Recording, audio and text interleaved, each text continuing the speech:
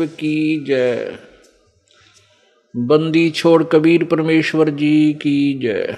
बंदी छोड़ गरीबदास जी महाराज जी की जय। स्वामी राम देवानंद जी गुरु महाराज जी की जय। सर्व संतों की जय, सर्व भक्तों की जय, धर्मी पुरुषों की जय। श्री काशी धाम की जय, श्री छुड़ानी धाम की जय, श्री कनौथा धाम की जय, श्री बरवाला धाम की जय। सत साहिब ग्रीव नमो नमो सतपुरुष को नमस्कार। गुरु की नहीं सुर नर मुनि जन साधुआं संतों सर्वसदी नहीं। सतगुरु साहेब संत सब डंडो तुम प्रणाम। आगे पीछे मध्य हुए तिनको जा कुर्बान। निराकार निर्विषम काल जाल वैभंजनम निर्लेपम निज निर्गुणम अकलनु बेशुंदनम। सोहम सुरति समाप्तम सकल समाना निरतलय उज्ज्वल हिरंबर हरदमम बेपरवा अथा है वार पार नहीं मज्जतम। ग्रीव जो सुमरह सिद्ध होई गणनायक गलताना। करो अनुग्रह सोई पारस पद परवाना। आदि गणेश मनाऊं गणनायक देवन देवा। चरण कमल लो लाऊं आजंत करूं सेवा। परम शक्ति संगीतम ऋषि दाता सोई। अवगत गुण अतीतम सत्य पुरुष निर्मोही। जगदम्बा जगदीशम मंगल रूप मुरारी। तन मन अर्पण शीशम भक्ति मुक्ति भंडारी। सुर नर मुनि जन ध्यावे ब्रह्मा विष्णु महेशा। शेष समुख गावे पूज्य आदि गणेशा। इंद्र कुबेर सरीखा वरुण धर्म राय ध्यावे। समरस जीवन जी का मन इच्छा फल पावे। 33 कोटि अधारा जावे से 88। उतरे भव जल पारा कट है यम की फांसी। 33 कोटि अधारा जावे से 88। उतरे भव जल पारा कट है यम की फांसी। कर जोरूं विनती करूं धरूं चरण पर शीश। गुरु जी राम देवानंद जी महाराज ने दियो नाम बख्शीश। कोटि कोटि सिजदा करूं कोटि कोटि प्रणाम। चरण कमल में राखियो मैं बांधी जाम गुलाम। कुत्ता तेरे दरबार का मोतिया मेरा नाम। गले प्रेम की जेवड़ी जाखें तो वहाँ जाऊं मैं। तो करो तो बावड़ू दूर दूर करो तो जाऊं। जो राखो तो ही रहूं जो देवो सो खाऊं। जय इब के सतगुरु मिले सब दुख आखो रोए। चरणों ऊपर शीश धरूं कहूँ जो कहनी हो। कबीर साईं मिलेंगे पूछेंगे कुशलात। आद अंत की सब कहूँ अपने दिल की बात। गुरु जी तुम ना भूलियो चाहे लाख लोग मिल जाएं। हमसे तुमको बहुत है तुमसे हमको नहीं। तुमरे विसारे क्या बने किसकी शरण में जाऊं। शिव बिरंच मुनि नारदा तिनके हृदय न समा। अवगुण किए तो बहुत किए करत न मानी हार। बावे बंदा बख्श दियो बावें गर्दन उतारे। अब गुण मेरे बाप जी बख्शो गरीब नवाज। जो मैं पूत कपूत हूँ बहुर पिता को लाजे।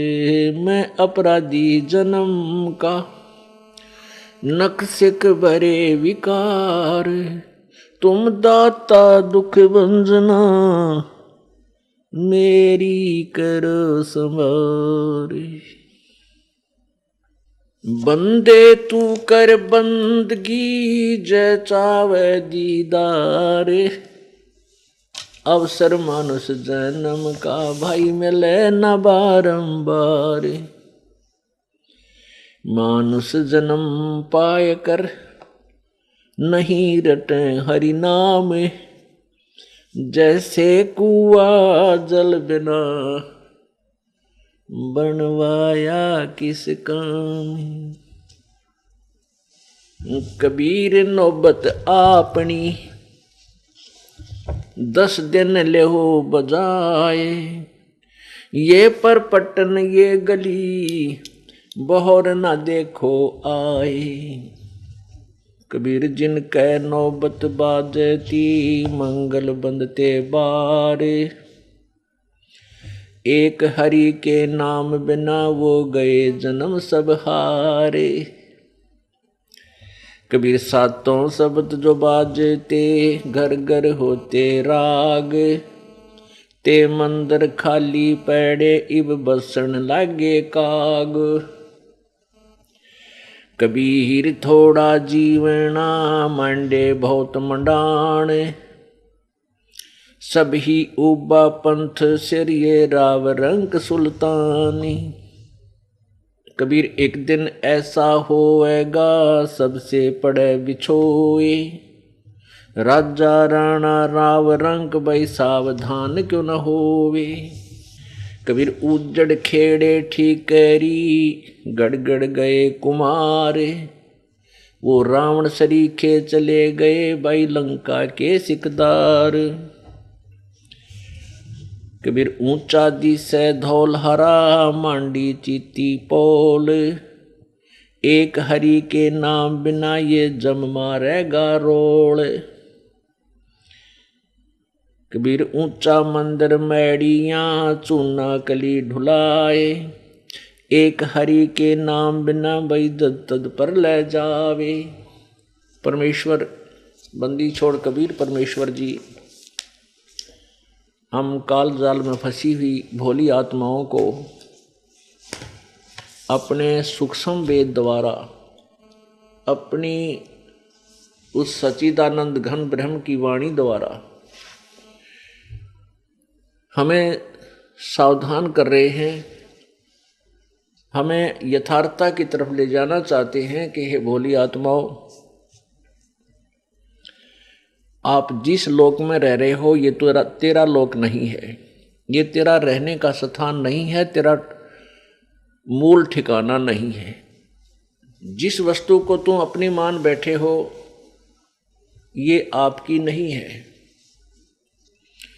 ये पूरी पृथ्वी ऐसी समझो जैसा एक रेस्टोरेंट होता है। आप यहाँ कुछ समय के लिए आए हो, आपको कोई मकान घर झोंपड़ी जो बनाया है ये यहीं रह जाएगा जब तक आप यहाँ रहने का किराया भर कर आए हो भगवान के दरबार में। उतने समय तक आप यहाँ रह सकते हो। उसके बाद इस दिन भी आपका वो रेंट खत्म हो जाएगा। आपकी वो पुण्य कमाई आपका जो जीवन श्वास समाप्त हो जाएंगे। उसके बाद आप एक पल भी यहाँ नहीं रह सकोगे। और आप क्या सोच बैठे हो कि एक मकान बनाऊं, एक बन गया, दूसरी कोठी बनाऊं, तीसरी बनाऊं, एक फैक्ट्री लगाऊं, एक और बना दूं। और परमात्मा की भक्ति के लिए तेरे पास समय नहीं। आप जिस उद्देश्य से मनुष्य जीवन प्राप्त करके आए थे, आपको जिस काम के लिए, जिस कार्य के लिए मनुष्य शरीर दिया था प्रभु ने, आप उसका लाभ नहीं उठा रहे हो। इसलिए परमात्मा रह रहकर भिन्न भिन्न प्रकार के वचन बोलकर हमें समझाना चाहते हैं। क्या बताते हैं? कबीरा नौबत आपैनी दिन दस लो बजाए, ये पुरपटन ये गली भाई बहोर न देखो आए। अपनी अपनी जिसका भी जिसा संस्कार है, कोई गरीब है, अमीर है, राव है, रंक है, राजा है, चाहे कोई देव बना है, ये आपके पुण्य संस्कार हैं पिछले, जैसे जिसके जितने हैं। और ये 10 दिन का मेला है, इसमें अपना जो भी तेरा संस्कार है इसको पूरा करके उसके पश्चात आप पुनः इसी मनुष्य शरीर में और उसी स्थान पर जहाँ तुम चाह रहे हो वहाँ नहीं आ पाओगे। अर्थात जिस वस्तु को तू अपनी मान बैठा है, ये भोले प्राणी या तेरी नहीं है। ये माया करतारे की अपनी कह गंवारे, जमपुर धक्के खावेगा नाहक बह बिगार। यह माया, या सारी पृथ्वी, सारा सब कुछ वो परमात्मा की है और तू इसको अपनी मान बैठा है। जमपुर, उस यम के लोक में तू जाएगा, वहां धक्के खावेगा और नाहक बह बिगार। व्यर्थ में तेरे ऊपर ये आपत्ति आ पड़ेगी, नरक भोगेगा। 84 लाख योनियों के प्राणियों में, शरीरों में कष्ट पे कष्ट उठाएगा। अब क्या बताते हैं कि आप तो एक गरीब व्यक्ति हो, छोटा मोटा कोई व्यवसाय भी है, ये भी इतना नहीं है। बड़े बड़े पूरी पृथ्वी के राजा भी सब संपत्ति और सारा जीवन में जो जोड़ा था वो यहीं छोड़कर चले गए। जिनके नौबत बाजती और मंगल बनते बार, एक हरि के नाम बिना वो गए जन्म सब हार। पहले समय में राजा लोगों के द्वार के आसपास, किले के बाहर एक ऐसा स्थान बनाया जाता था, वहाँ हाथियों को बांध देते थे, 100, 200, 500 बाहर हाथी बंधे होते थे।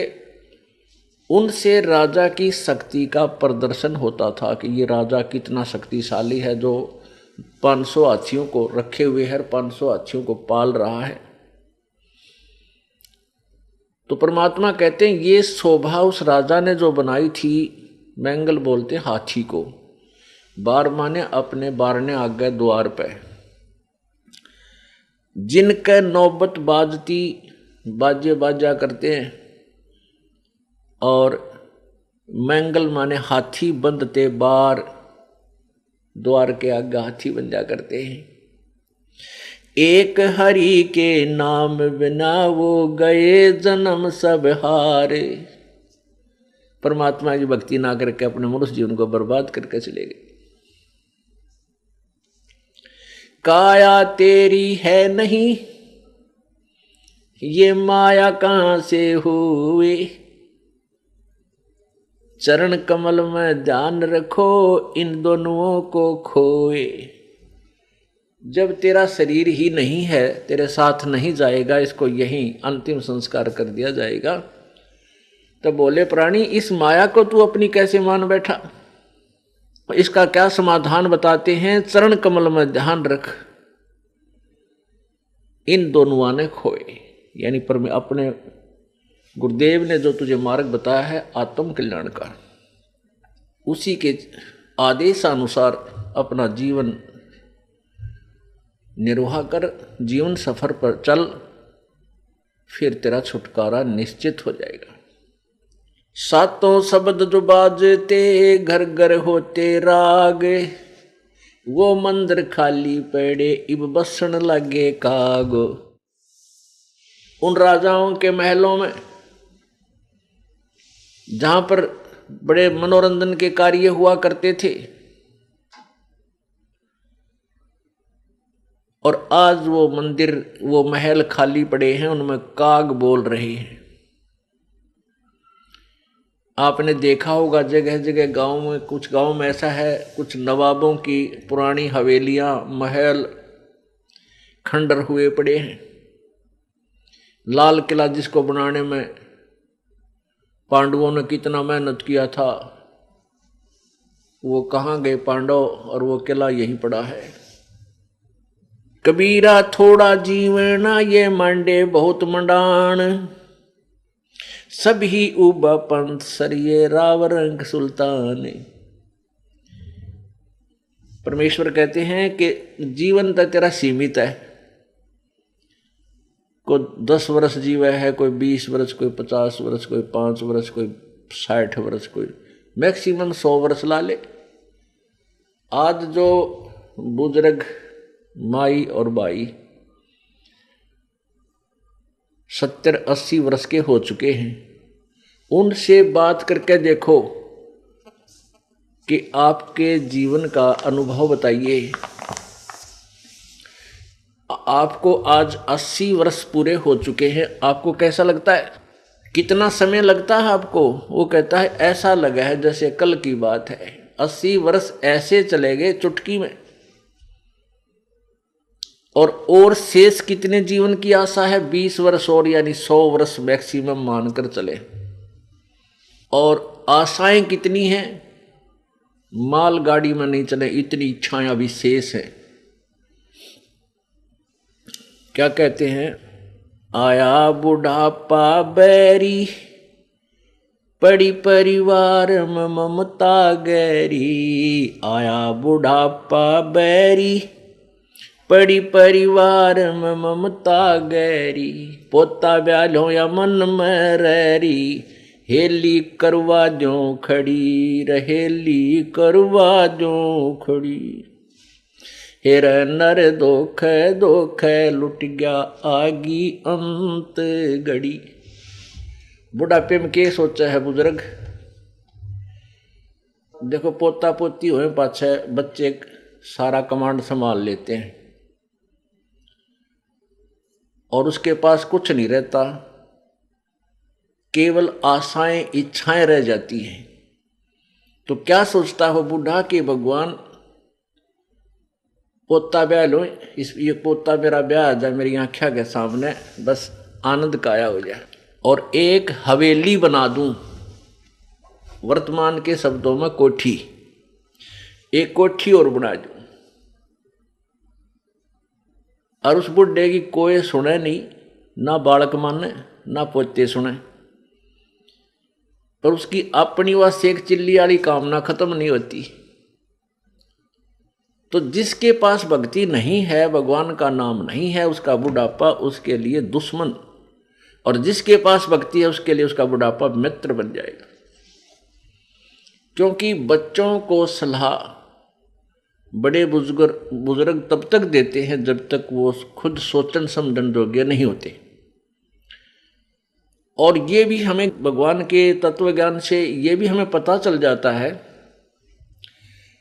कि इस बच्चे के भाग्य में जो है वही मिलेगा।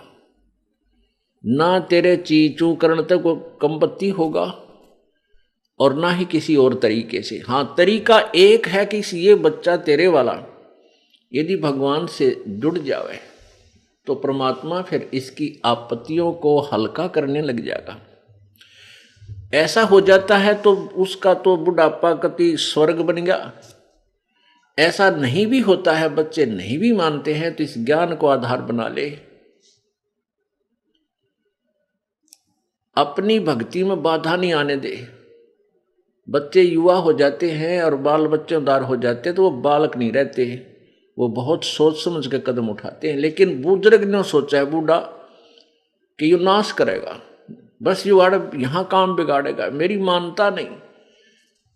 अपने समय में जैसे बचपन था हमारे, जब उस समय कुछ और माहौल था, और तरह की व्यवसाय था। अब इस उम्र में हम 59-60 साल के हो गए, 58 वर्ष के, अब कितना परिवर्तन हो गया। अब हम बच्चों को उस अपने पुराने हिसाब से सेट करा तो कैसे होंगे? हमारी सोच तो 50 वर्ष पुरानी है। तो इस दृष्टिकोण से आधी लड़ाई हम आप बना लें बुढ़ले। तो इनको चाहिए, जिनको नाम ले लिया, अग बेटा भगवान ने याद रखो और नेक नीति तक काम करो, परमात्मा बरकत जरूर देता है आपके किए कर्म का। और कोई हानि भी होती है तो ज़्यादा होनी हो वह कम में टलेगी, ये नियम है ईश्वर का, और नहीं तो हानि नहीं होगी। तो इस तरह विचार करके अपनी भक्ति करता रहे। बच्चे कोई सलाह मांगे तो जिसी बुद्धि काम करे दे दे, बेटा मेरी तो इतनी बुद्धि काम करे है, और आप बुद्धिमान हो और भी किसी आपके साथी सहयोगी से सलाह करके इस काम को कर लीजिए। होना है फिर परमात्मा के अधीन, क्योंकि हम उस मालिक के कंट्रोल में हो गए। अब हमें आउट ऑफ लाइन नहीं जाने देगा परमात्मा। जब हम उसकी शरण में हैं, उसके उपदेश ले लिया है, उसके नियमों का पालन कर रहे हैं, तो वो परमेश्वर हमें बिल्कुल ठीक लाइन पर चलाएगा, बाहर नहीं जाने देगा।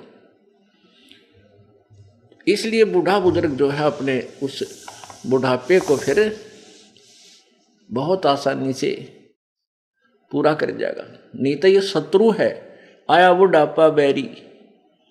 जितना वृद्ध होता जाएगा, क्योंकि 2 बेटे 2 बेटी, फिर उनका 2-2 3-3 संतान है। अब पोते के गड़बड़ होगी तो बूढ़ा दुखी, पोती का होगी तो बूढ़ा दुखी, बेटी का होगी तो बुजुर्ग बुढ़िया दुखी हैं। तो कितनी कहाँ तक की आपत्तियां आने के लिए रास्ते खुल गए। और भगवान की भक्ति में जुट जा खूब डट के, और फिर ये भी होगा कि राम नाम पर जुट गए तो निश्चिंत हो गए। जो नाम पर नहीं लगे हैं तो संतोष हो जाएगा, भाई अपना कर्म मिलेगा बच्चे को, थोड़ा दुख होगा घना नहीं होगा। तो इस प्रकार हम अपने इस जीवन को सफल करेंगे। तो यहाँ क्या बताना चाहते हैं कि कबीर परमेश्वर जी कहते हैं, कबीर जीना थोड़ा जीवन तो थोड़ा और बांडे बहुत मंडाण। पता नहीं कितनी इच्छाएं पाड़ ली। और सब ही उबा पंथ सरिये राव रंक सुल्तान। कहते सब मुसाफिर हैं, ये चाहे राजा है, चाहे गरीब है, चाहे अमीर है, सभी ने यहाँ से चलना है। ये चलो चलो हो रही है भाई, ये सभी कूच करते जा रहे हैं। जिसका जहाँ भी रेलवे स्टेशन आ जाता वहीं उतर जाता वो। एक दिन ऐसा होवेगा सबसे पड़े बिछो। एक दिन ऐसा आएगा कि तू अपने परिवार से बिछुड़ जाएगा, इनके साथ नहीं रह पाएगा। इसे भी अपना हिसाब लगा ले, ये तेरा नहीं है। लेकिन इसका अर्थ ये नहीं है कि इनसे कोई नफरत करे। हम एक ट्रेन में बैठे हैं, एक बोगी में नारे नारे, प्रत्येक कंपार्टमेंट में। तो वो हमारे साथ बैठे हुए जो यात्री हैं, उन यात्रियों से हमारा कैसा व्यवहार होता है? अच्छा व्यवहार होता है, बात भी करते हैं, चर्चा भी चलते हैं, कोई मदद होती है वो भी हम करते हैं। कोई बुजुर्ग बीमार है उसके लिए गाड़ी रोकी है, कोई जूस ला देते हैं, कोई फल मंगाता फल ला कर देते हैं, प्यार से रखते। और अपना अपना स्टेशन आता है, उतर के चले जाते हैं। बस इतना ही उनके साथ हमारा लगाव होता, उसके आगे नहीं होता। ऐसे ही हमें ये समझना चाहिए, जीवन रूपी गाड़ी में हम एक परिवार रूपी कंपार्टमेंट में बैठे हैं। तो हमारा फर्ज बड़ा है, जब तक हमारा स्टेशन ना आता ना उतरे, इतने प्रत्येक की मदद करें जो जिसके योग्य है, जिसकी आवश्यकता है, और प्यार से रहे। बिल्कुल कोई झगड़ा नहीं, अपना एडजस्टमेंट करके चलें। तो एक जीवन रूपी गाड़ी के इस कंपार्टमेंट में बैठे हैं, तो ये सफ़र अच्छी तरह तय हो जाएगा। और उस कंपार्टमेंट में बैठे आपस में झगड़ा करें, लड़ पड़े, तो 2 घंटे मुश्किल हो जा पार उस सफ़र के, जीवन दूभर हो जा। तो इसको हमने इस तरह सोच के अपने इस जीवन रूपी सफ़र को सुखमय बनाना है। कबीर एक दिन ऐसा होवेगा सबसे पड़े बिछो, राजा राणा राव रंक सावधान क्यों ना हो। उजड़ खेड़े ठीकरी ये घड़गड़ गए कुमार, वो रावण सरीखे चले गए भाई लंका के सरदार। आप देखते हो कहीं कहीं पर गांव के गांव पुराने समय के हिसाब से वो उजड़ हो गए, वो गिर के नष्ट हो गए और वहाँ ऊंचे ऊंचे टीले बन गए हैं और उनमें टूटे फूटे जो है ना पुराने मिट्टी के बर्तनों के वो ठीकरी पड़ी है, टुकड़े पड़े। तो परमात्मा याद दिलाते हैं वो भी तुम्हारे तरह इन कोठी बनाए बैठे थे यहाँ पर, और आज उनका क्या हाल हो रहा, वो मकान ना वो सब कुछ नष्ट हो गया। तो ये तो अस्थाई सटे है आपका, यहाँ पर टेम्परेरी सटे है, अस्थाई आपका जो है ना पड़ाव है। और हमने अपने निज घर की तरफ प्रस्थान किया हुआ है। किन्होंने? जिनको मनुष्य जीवन मिल गया और साथ में ये यथार्थ मार्ग मिल गया, रास्ता मिल गया अपने घर का। तो उन्होंने अपना उद्देश्य यही रखना है कि हमने अपने घर जाना है। अस्थाई जहाँ भी हमने रुकना पड़ जाता है रात्रि में किसी शहर में, कोई धर्मशाला में, तो वो धर्मशाला ही होती है। तो ये हमारी एक धर्मशाला है। जैसे इस जीवन की धर्मशाला हमें ये क्षेत्र मिल गया, अपना ये घर है। लेकिन उद्देश्य क्या है कि हम घर जा रहे हैं, अपने सतलोक जाएंगे। ये तो धर्मशाला है, यानी एक होटल है, इसमें हम रुके हुए। इस तरह इस जीवन को आगे चलाना है। ये बिल्कुल ये बातें कहने सुनने की नहीं है, ये कर पाड़न की है। इनको अपनी पल्ला गांठ में बना लो, विशेष डायरी में नोट कर ले और दूसरे तीसरे दिन एक बार पढ़ ले। कति शांत मनता है, नो नहीं नित्य नियम की तरह रेल सी बना कर पढ़ लिया, नहीं। इनको पढ़ने का तात्पर्य से जोर दे क्या क्या कह रखा भगवान ने, और फिर हम भूले नहीं गए उस उद्देश्य को जिसके लिए हम यहाँ आए हैं। ऊंचा दिस है धौलहरा मांडी चीती पोल, एक हरि के नाम बिना यो जम मारेगा रोल। रोल मारना माने धोखा देना। परमात्मा कहते हैं कि आप जी ने क्या किया, बढ़िया मकान बना लिया, बड़े सुंदर चित्रकारी कर दी, वेल प्लास्टर कर दिया, चिप्स बना लिया, मार्बल लगा दिया है, और इसने देख देख कर काख चौड़ी करके चलता है, कोठी वाला है। कहते हैं यो काल तेरी रोल मार रहा है, तुझे धोखा दे रहा है कि यह तेरी कोठी है। बोले आदमी भक्ति कर और पीछा छुटा ले। ये तो एक घोंसला है कुछ समय टाइम पास करने का। अब कैसे अपना मन कैसे बनावे? परमात्मा कहते हैं पक्षी घाला आलना, तरवर छाया देख, गर्भ योनि के कारण मन में किया विवेक। कि एक पक्षी ने घोंसला बनाया, किस उद्देश्य से? कि उसमें बच्चे पैदा करूंगा, और जब वो बच्चे पैदा हो गए, अंडे हो गए, फिर वो बच्चे बन गए, घोंसला कीता वो आप सैर सपट्टे में। तो ये मकान क्या है? ये तो एक घोंसला है अपने इस भक्ति रूपी बच्चों को अपना पूरा करके यहाँ से चलेंगे। परमात्मा कहते हैं कि आपकी भावना कैसी होनी चाहिए इस मकान, घर, कोठी और यहाँ की संपत्ति में। जैसे पक्षी बन रम्या और संध्या ले विश्राम, प्रात समय उड़ जात है सो कहिए निकाम। जैसे पक्षी सारा दिन वन में मस्ती मारता है, इधर उधर दौड़ता है, फल फ्रूट खाता है, और शाम हो जाती है, संध्या हो जाती है, किसी वृक्ष पर बैठ जाता है और रात पूरी करी, सुबह उठकर चला जाता। उस वृक्ष से उसका कोई लिंक नहीं, रात रात काटनी थी।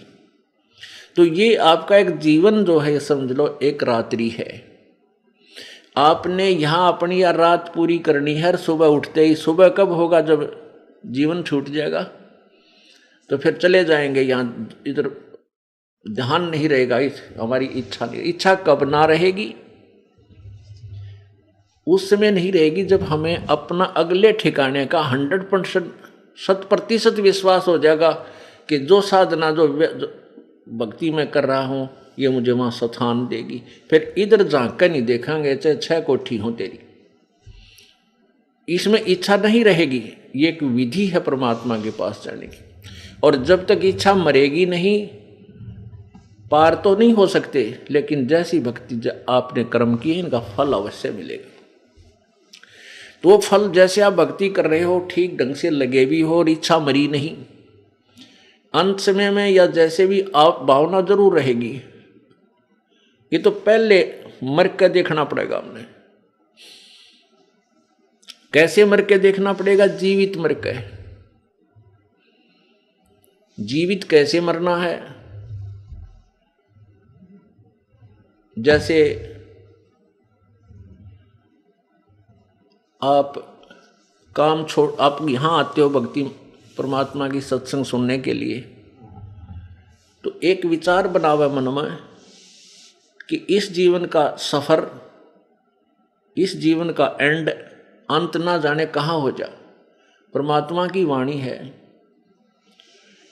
कबीरा कहाँ गर्भियो ये काल गह कर केश, ना जाने कित मारेगा तुझे के घर के परदेश।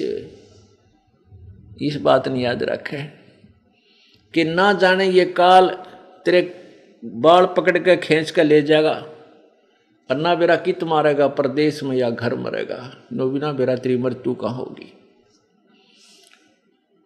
अब बहुत से उदाहरण हैं, उनको याद करके डर लगना चाहिए भगत को।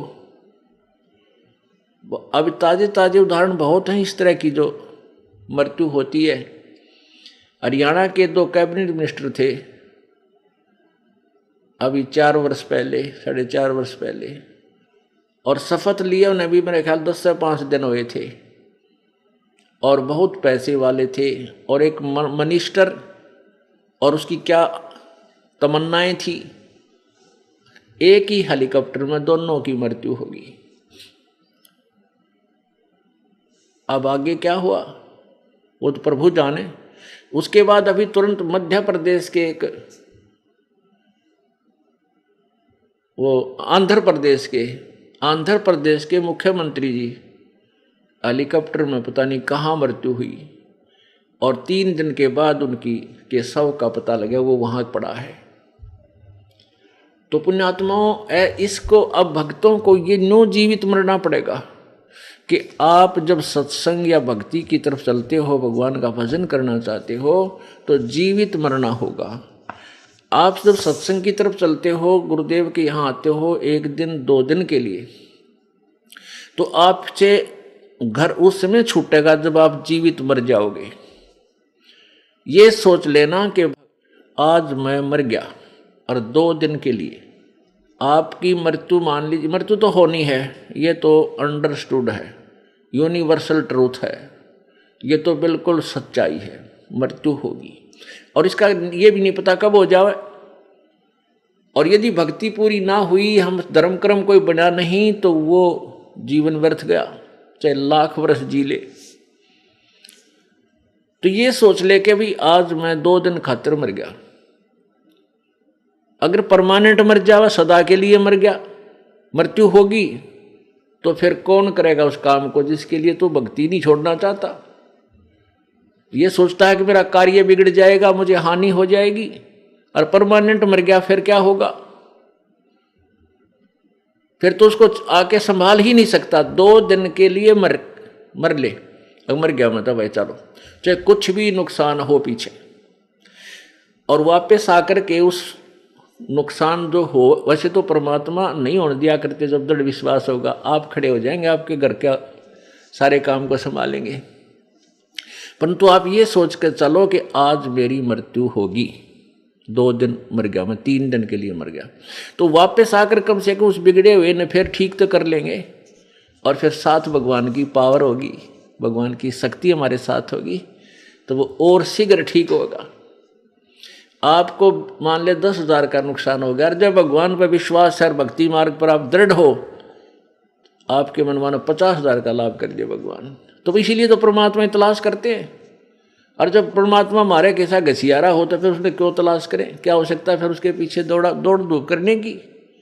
इसलिए ढूंढते हैं कि हम उसके लिए नहीं, अपने कल्याणार्थ। कितना दयालु है भगवान, कल्याण हम अपना करावे, वो हमारे घर के बच्चों की रखवाली वो आप करे, कितना कितना दयालु है। हम घर पर बैठे रहें और सारा नुकसान हो जाए, जब के कर ले। जींद में एक पूरा परिवार गर्मियां के दिन में ऊपर सोवा छत पे, नीचे ताला तोड़ के 5 लाख का सामान निकाल ले गए, बर्तन भी उठा ले गए, सुबह रोटी पाउंड आटा भी कौन पाया। बताओ, तो सारा परिवार वहां था और खूब रखवाले थे, ईब कर ले के करेगा। तो पुण्यात्माओं, इन पॉइंटों को अपने पल्ला गांठ ला लिया करें। जब ये भक्ति होगी ना, बालका का खेल नहीं है ये। और परमात्मा कहते समझा है तो सिर धर पाऊं और बहर नहीं रे ऐसा दाओ। जब तेरे आगे समझ में कि तो काम करे, पीछा छूटेगा। इस जन्म में कर ले चाहे किसी और जन्म में कर लिए, कभी मनुष्य जीवन मिला, ये तो आपने करना पड़ेगा या ट्रेनिंग, यो कोर्स पूरा करना पड़ेगा और फिर सदा के लिए सुखी होंगे। अपना एक सतलोक स्थान है, वो शाश्वतम स्थानम। गीता जी अध्याय नंबर 18 के श्लोक नंबर 62 में गीता ज्ञानदाता कहता है कि अर्जुन, तू सर्व भाव से उस परमेश्वर की शरण में जा, उसकी कृपा से ही तू परम शांति और शाश्वतम स्थानम यानी उस सनातन परम धाम को प्राप्त हो जाएगा। गीता जी अध्याय नंबर 15 के श्लोक 4 में कहा कि जब तुझे तत्व ज्ञान मिल जावे, उस तत्व ज्ञान रूपी शस्त्र के द्वारा इस अज्ञान रूप अंधकार को काट के अच्छी तरह इस ज्ञान को समझकर उसके पश्चात उस परम पद परमेश्वर की, उस परमेश्वर के उस परम पद की खोज करनी चाहिए, जहां जाने के बाद ये साधक फिर लौट कर संसार में कभी नहीं आते, और जिस परमेश्वर ने सारे ब्रह्मांडों की रचना की है। और गीता ज्ञानदाता कहता है कि मैं भी उसी की शरण हूं, वो वही पूजा के योग्य है। और अपने विषय में गीता ज्ञानदाता 4 अध्याय के 5वें श्लोक में कहता है कि अर्जुन, तेरे और मेरे बहुत जन्म हो चुके हैं, तू नहीं जानता, मैं जानता हूं। गीता अध्याय नंबर 2 के श्लोक 12 में कहा कि अर्जुन, ये मत समझ कि ये राजा लोग तू और हम अभी वर्तमान में हैं, अब हम पहले भी जो जन्मे थे और आगे भी होंगे। इससे सिद्ध है कि गीता ज्ञान दाता वो स्वयं भी नाशवान है, जन्म मृत्यु होती है। गीता जी अध्याय नंबर 4 के श्लोक नंबर 9 में गीता ज्ञान दाता कहता है कि मेरे जन्म और कर्म दिव्य हैं, अलौकिक हैं। जन्म तो होता है लेकिन वो कुछ अलौकिक है। और गीता जी अध्याय नंबर 10 के श्लोक नंबर 2 में गीता ज्ञानदाता ब्रह्म अर्थात काल बोल रहा है श्री कृष्ण जी के शरीर में। वो कहता है कि मेरे जन्म को, मेरी उत्पत्ति को ना ऋषि जन जानते, ना ये देवता जानते, ना ये सिद्ध जानते, क्योंकि ये सब मेरे से ही उत्पन्न हुए। अब इससे सिद्ध हो गया कि गीता ज्ञानदाता का जन्म तो हुआ है, लेकिन ये ब्रह्मा विष्णु महेश आदि देवता और ऋषि नहीं जानते, क्योंकि ये इसकी संतान है। अब पिता की उत्पत्ति को संतान नहीं बता सकता, दादाजी बतावे, उसकी डेट ऑफ बर्थ भी बता देगा। ऐसे ही पूर्ण परमेश्वर परम अक्षर ब्रह्म कबीर भगवान ने आकर के इस काल भगवान की ब्रह्म की उत्पत्ति, इसका डेट ऑफ बर्थ भी बता रखा है हमारे को। तो कहने का भाव ये है कि उस परमात्मा की भक्ति से हम सतलोक जाएंगे। वहां जाने के बाद फिर हमारा कभी जन्म मृत्यु नहीं होगा, वहां परम शांति, वहां कोई दुख नहीं। यहां से तो हमारी टिकट कटेगी, ये तो फाइनल है। इसलिए हमने मरना तो है, लेकिन मरने के बाद कहां जाना है ये इच्छा प्रबल हो जानी चाहिए। अब वो उमंग, वो हिलोर उठे अंदर से, जैसे कबीर परमेश्वर जी की कृपा से आदरणीय गरीबदास साहिब जी उस सतलोक को आंखा देख कर आए थे, और उसके बाद उनको इतनी उमंग भर गई थी उस स्थान को देखकर कि वाह वाह अमरपुर जाऊंगा, वाह वाह अमरपुर जाऊंगा। जैसे बालक का चाचा डाक रहे, वाह मामा का जाऊंगा, मामा का जाऊंगा, नानक का जाऊंगा। तो ऐसी उमंग भर जानी चाहिए हमारे अंदर के, सचमुच वहां इतना सुख होगा। अब जैसे पुण्यात्माओं, जब आप भक्ति कर रहे हो, पुण्यदान कर रहे हो, तो मृत्यु होगी, धोखा सा ना लगे, मृत्यु तो होगी। जबरदस्ती होगी, ना चाहोगे तो भी होगी। लेकिन उस समय ये बात याद आ जाएगी कि खाली ना चले, कुछ तो बना भगवान। जैसे बच्चा विद्यार्थी सारा वर्ष पढ़ता है, तैयारी करता है, एग्जाम आ जाते हैं तो घना ना डरता हो, और जिसने किताब बैठा गया ना देखी मस्ती मारता इंडिया, वो तो कांपन लग जाए, कुछ ना लिखा हुआ याद होगा वो भी भूल जाता है। तो ऐसे हम अब भक्ति आप जी कर रहे हो, ये व्यर्थ नहीं जाएगी, नहीं तो फिर भगवान के सारे शास्त्र फेल हो जाएंगे। लेकिन यदि आप मर्यादा में रहते हुए सद्भक्ति करते रहोगे तो ये पर फल आपको मिलेगा जो परमात्मा ने बता रखा है, इसको कोई टाल नहीं सकता। इस तरह अपने दृढ़ विश्वास करके इस मार्ग पर लगना है। संसार कुछ भी कहे, वो तो जनता बोली, उसको पता नहीं, ज्ञान नहीं, वो तो आपके विषय में कुछ भी बोल सकते हैं, ना उनका दुख माने और ना उनका कहने तक अपने मार्ग से विचलित हो। इतनी बात याद अवश्य रखें और कोशिश हो कि उनको भी इस मार्ग पर लाने की चेष्टा करो। वो भी आप ही के भाई बहन, सतलोक से आए हुए एक ही पिता की संतान है। हमारा कोई शत्रु नहीं है, कोई भी शत्रु नहीं है, और कोई भी आपके साथ कोई 19-21 कर रहा है तो वो काल करवा रहा है आपको अशांत करने के लिए।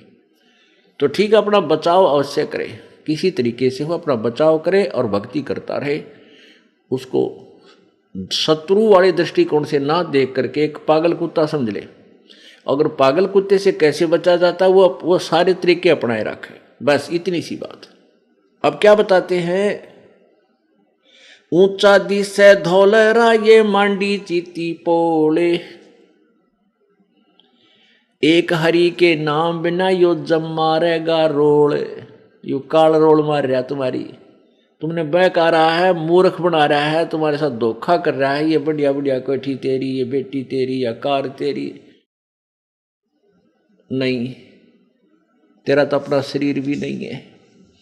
हाँ ठीक है, जिन बच्चों का आपके साथ संयोग है, इनको एक धनी के बच्चे जानकर, एक मालिक के बच्चे जानकर इनकी परवरिश कर, इनकी सेवा कर, जो तेरे योग्य है, जो तुझे सौंपी गई है। वो किस दृष्टिकोण से करे बच्चों, अपने बच्चों का पालन? जैसे एक नौकरानी, इस दास ने देखा जब ये नाम उपदेश मिला, ये ज्ञान प्रभु का मिला, उसके बाद आंखें चार हो जाती है इंसान के। तो हर एक प्रक्रिया देखा करता था कि जहाँ हमारा ऑफिस था उससे एक कोठी छोड़कर दूसरी में एक बहुत बड़ा अच्छा सेठ रहता था, कोई फैक्ट्री का मालिक। उसकी एक लड़की थी 7-8 वर्ष की, और उस बच्ची का जो स्कूल था वहाँ से ज़्यादा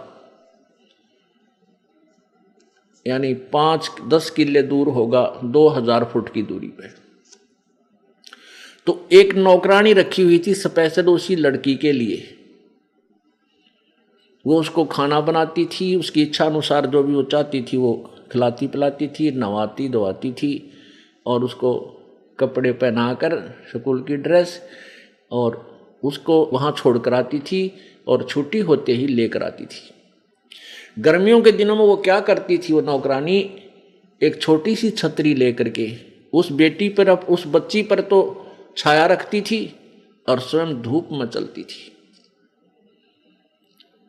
क्योंकि उसके मालिक की बेटी है वो। और जब उसको वो नौकरी से निकाल दिया, उसने मुड़ के भी ना देखा उस बेटी की तरफ, क्योंकि वो उसकी नहीं थी, लेकिन उसकी ड्यूटी थी, उसमें वो पंचुअल थी, कहीं मालिक नाराज ना हो जाए। तो ये जो बच्चे बेटा बेटी आपके संस्कारवश आपके पास आए हैं, तो आपने इनको मालिक के दिए हुए, मालिक के बच्चे, और आप उनको उस परमेश्वर का नौकर जानकर सेवा करके देखो इनकी, तो फिर आपकी ठीक है, थोड़ा बहुत लगाव बच्चे में बन जाता है, लेकिन वो 2 दिन पीछा पर खत्म हो जाता है। जिसको ये हरदम यादगी कि तेरे नहीं है, अभी तो हम अपने मानते हैं इनको, और यहां बिगाड़ होता है। ये सोच ले ये अपने हैं ही नहीं। एक लेवा एक देवा दूतम, कोई किसी का पिता न पूतम, ऋण संबंध जुड़ा एक ठाठा, अंश में सब 12 बाटा। बहुत से प्रमाण परमात्मा ने बहुत से ऐसे उदाहरण दिए हैं, एग्जाम्पल दिए हैं, जिससे हम अपना दिल रोक सकते हैं, डांट सकते हैं और परमात्मा के चरणों में दृढ़ हो सकते हैं। उनको अपनाना चाहिए। ये फार्मूले होते हैं जिनसे ये प्रॉब्लम हल होया करते। इन प्रॉब्लम्स को सोल्व करने के ये तरीके हैं और ऐसे ही होंगे और किसी तरीके से ये हल हो ही नहीं सकता। जो परमेश्वर ने आकर के स्वयं उसकी जो है ना समाधान बताए हैं, हमने उन्हीं का पालन, उन्हीं का प्रयोग करना पड़ेगा, तब हम इस एग्जाम में सफल होंगे। काचना व मैडिया चूना माटी लाए और मी चुनेगी पापनी ही दौड़ के लेगी आए। क्या बताते हैं परमात्मा कि कहा चुनाव है मैडियाँ, मैडी बड़ी बड़ी कोठियाँ, और कहते हैं चूना माटी लाए। पहले चूने को, आजकल तो सीमेंटेड बहुत अच्छी मानी जाती है, उसमें चूना, जो चूना प्रयोग करता था वो बहुत बड़ा सेठ होता था, नहीं तो मिट्टी की चढ़ाई करते थे, मिट्टी कच्ची ईंटों से अपने मकान बनाया करते थे गांव वाले। तो बहुत बड़े सेठ को परमात्मा कह रहे हैं कि कहाँ चुनाव मैडियाँ, बड़े बड़े महल और चूना माटी लाए, और मौत चुनेगी पापनी, मौत तुझे चुनेगी एक दिन आके, चुग लेगी और दौड़ के लेगी आए। ये मैडी इतनी बढ़ती बढ़ती रह जाएंगी। रोहतक के अंदर एक बहुत बड़ा सेठ था, उसने एक मार्केट बनानी चाहिए। मार्केट उसका अपना पुराना सा कुछ स्थान था, उसको फोड़ फाड़ के एक मार्केट बनानी शुरू की। जैसे वहाँ काफ़ी मार्केट बन जाती, ऊपर नीचे उसमें दुकानें निकालने लगा। और उसकी कितनी तमन्नाएं थी, कहते वहाँ वो अधिक बनी थी। और शाम के समय उन मजदूरों को उनकी मजदूरी का हिसाब करके, और स्वयं वह टूटी चल रही थी, गर्मियाँ के दिन थे, उसके नीचे बैठ कर नहाने लग गया। अब स्नान करते करते हार्ट अटैक हो गया और वहीं पर नहीं हो गया। तो परमात्मा कहते हैं अरे तेरा गजब हुई। ठीक है, वो तो दिन आना था, पर जो कुछ और भी करने के लिए संदेश दिया मालिक ने 100 बार, वो क्यों नहीं किया? अब वो ना वह कोई ठीक, वो कोई और प्रयोग करेगा, उसका तो काम नहीं आई। ठीक है, भक्ति भी करता रहता और वो जो भी काम था उसको भी साथ लगा रहता, दोनों काम करता। वो कब करता? जो पूर्ण संत की, देखो अधूरे संत, नकली संतों से भी लाभ नहीं होता और गलत साधना से भी जीव सफल नहीं हो सकता, जीवन सफल नहीं हो सकता, ना भक्ति सफल हो सकती। तो पुण्यात्माओं, भक्ति मार्ग के अंदर वर्तमान में पूरा विश्व बिल्कुल बालक जैसा है, चाहे वो संत कलाम हैं, चाहे मैं ऋषि की पदवी पा रहे हैं बोली आत्माओं में, और चाहे वो मंडलेश्वर कहलाते हैं, जगत गुरु की पदवी आप पर लिखवा रहे हैं। किसी को भी ABC कह भी नहीं पता भक्ति मार्ग का। इस बात को सुनकर प्रत्येक आदमी जो प्रथम बार सुनता है इस दास के इन वचनों को, वो मन में बहुत से दोष पैदा कर लेता है। वो सोचता है कि ये अपने आप को पता नहीं क्या समझता है, बड़ा अभिमानी है, अपने आप को रामपाल पता नहीं क्या बनाए बैठा है। नहीं, इस दास का ना तो यो कोई खानदानी प्रोफेशन था, अग भाई हमारे दादे परदादे इसे काम पर लग रहे थे। नहीं, एक किसान परिवार में जन्म था इस दास का, और 2 रोटी परमात्मा ने बढ़िया दे रखी थी, जूनियर इंजीनियर की नौकरी थी। परमात्मा ने ना जाने किस प्रकार अनहोनी की है, या इस दास को वो खजाना दे दिया जिसकी पूरे विश्व को आवश्यकता है। और इसके अतिरिक्त कोई अल्टरनेट नहीं, जीव सुखी हो जाए या वो कोई धनवान हो सके, कोई तरीका नहीं। हाँ, बेईमाना, चोरी, ठगी, ये तरीके समाज ने अपना लिए हैं धनी होने के, लेकिन इनसे कभी धनी नहीं हो सकता, ना शांति हो सकती। तो उस शांति को प्राप्त करने के लिए, जैसा कि प्रसंग चल रहा था कि न तो गीता ज्ञानदाता स्थायी है, न उसकी जीवन मृत्यु समाप्त हुई है, और न ब्रह्मा विष्णु महेश और अन्य देवता, क्योंकि ये उसी के अंतर्गत हैं।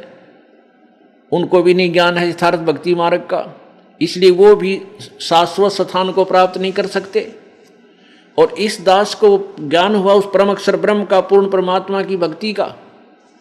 इस दास के बताए हुए मार्ग से वो परमात्मा प्राप्ति हो सकती है, और कोई तरीका नहीं इस विश्व में नहीं है। इसको चाहे अभिमान सोच लो या कति यथार्थ और सच्चाई मान लेना। हाँ, ये कुछ दिन के बाद आप फिर बाद में पश्चाताप किया करोगे कि सचमुच वो सत्य कहा करते थे। अब एक थोड़ी सी झलक आपको दिखाएंगे कि ब्रह्मा विष्णु महेश और देवताओं को कितना ज्ञान था, ऋषि और महर्षि को कितना ज्ञान था, और उनको उनका ज्ञान ऐसा है तो उनको समाधान वो शाश्वत स्थान उनको मिला कैसे होगा, नहीं मिला होगा, इसलिए वो काल के जाल में रहे हैं और हैं। उसके लिए आपको एक छोटा सा प्रमाण देते हैं, श्री देवी भागवत महापुराण क्लियर कर देगी। पुण्यात्माओं, प्रत्येक बार प्रत्येक सत्संग में 10, 20, 50, 100 भक्त ऐसे होते हैं जो प्रथम या दूसरी या तीसरी या चौथी बार आए हैं, और उनको ये प्रकरण रह रह कर सुना जाना अति आवश्यक है कि ताकि उनको ये कंसेप्ट क्लियर हो जा कि वे ब्रह्मा विष्णु महेश को ज्ञान नहीं था। हाँ, बिल्कुल नहीं था। भक्ति मार्ग का उनको कोई ज्ञान नहीं है, था कि है भी नहीं अभी तक। अब उनका ब्रह्मा विष्णु महेश जी की हमने कहाँ से महिमाएं सुनी? पुराणों से, और उन्हीं पुराणों से ही किसी ने हमें सुना के मैं पुराणों से बता रहा हूँ। अजरो अमर हैं, सर्वेश्वर हैं, महेश्वर हैं, मृत्युंजय हैं, कोई माता पिता नहीं ब्रह्मा विष्णु महेश जी की। और आज उन्हीं पुराणों में हम आंखों पढ़ रहे हैं, उनमें लिखा है कि ये तो नासवान है, इनके माता पिता हैं, इनकी जन्म मृत्यु होती है, और इनको भक्ति मार्ग का कोई ज्ञान नहीं था। ऋषि में ऋषियों और इन जगत गुरुओं को कहाँ से होगा जो उन्हीं की पूजा कर रहे हैं? ये अंडरस्टूड है, अपने आप समझा जा सकता है। उसके लिए देखिएगा श्रीमद् देवी भागवत। पहले तो ये देखिए कि ब्रह्मा विष्णु महेश अजर अमर हैं या नासवान हैं, ये दिखाते हैं श्रीमद् देवी भागवत। ये देखिएगा श्रीमद् देवी भागवत,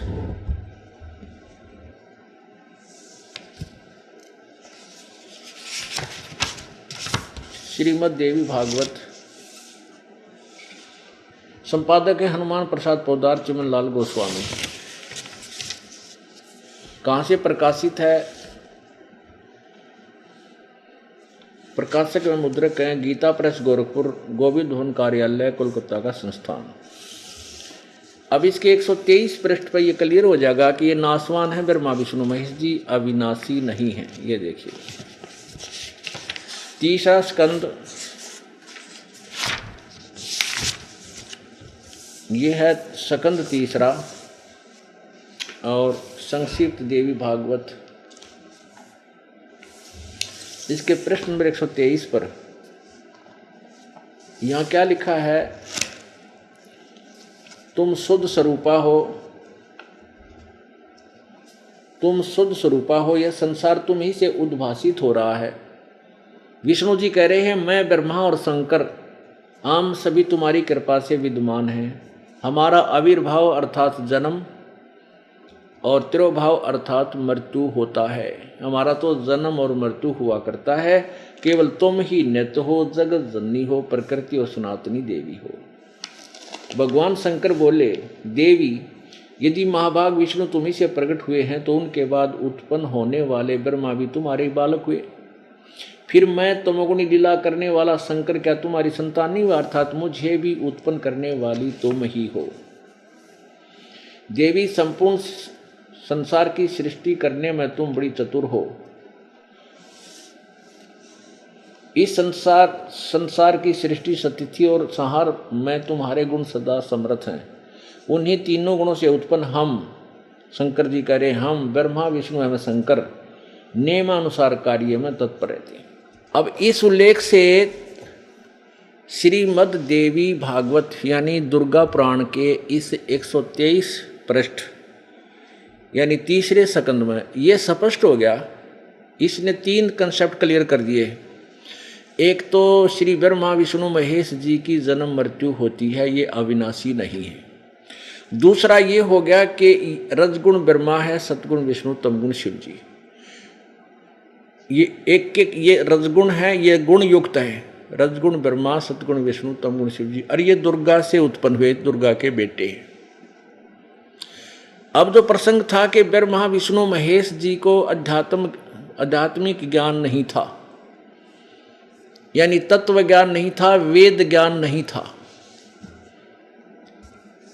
इसका प्रमाण आपको दिखाते। और न ही इन ऋषियों, महर्षियों और ब्राह्मणों को था, सतयुग में ही नहीं था, तो अब कलयुगी ऋषि महर्षि जगत गुरुओं को कहाँ से ज्ञान होगा, ये देवी पुराण स्पष्ट कर देगी।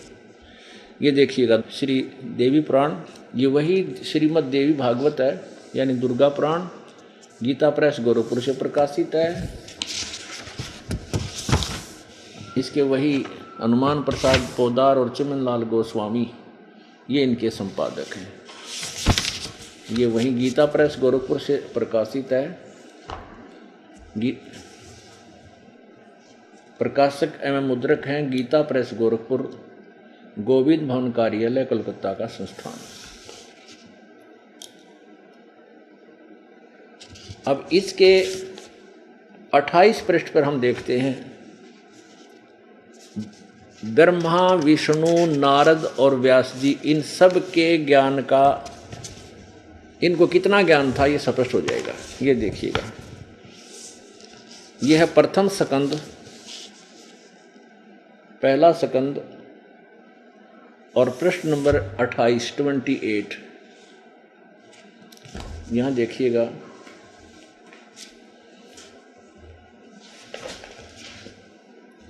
नारद जी ने कहा, महाभाग व्यास जी, तुम इस विषय में जो पूछ रहे हो, ठीक यही प्रश्न मेरे पिताजी ने भगवान श्री हरि से किया था, यानी विष्णु जी से।